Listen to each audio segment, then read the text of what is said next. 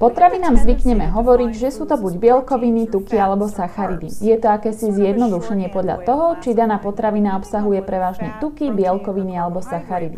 Napríklad zemiakové sacharidy alebo bielkoviny z rýb.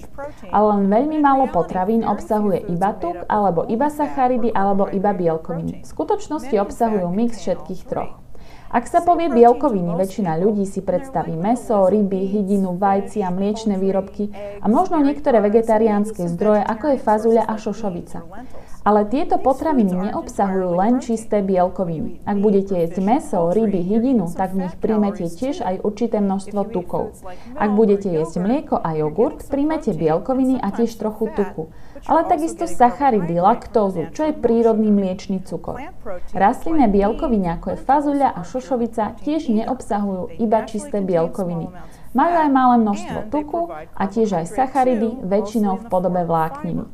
Keď poviem sacharidy, pravdepodobne si predstavíte chlieb, rýžu alebo cestoviny. Áno, tieto obilninové potraviny obsahujú predovšetkým sacharidy. Ale obilniny, najmä tie celozrné, prirodzene obsahujú aj bielkoviny a tiež malé množstvo tuku. Aj keď zelenina obsahuje prevažne sacharidy v podobe vlákniny, o zelenine nepremýšľajte ako o sacharidoch. Zelenina obsahuje aj malé množstvo tuku a bielkovín.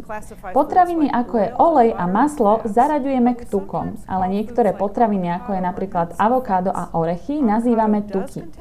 Avokádo obsahuje zdravý tuk, ale obsahuje tiež sacharidy, opäť prevažne v podobe vlákniny a tiež obsahuje aj bielkoviny. Keď zjete za hŕsť orechov, príjmete hlavne tuky.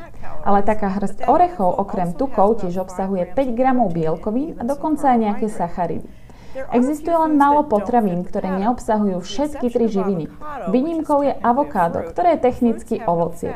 A ovocie neobsahuje žiaden tuk, a len málo z nich obsahuje stopy bielkovín.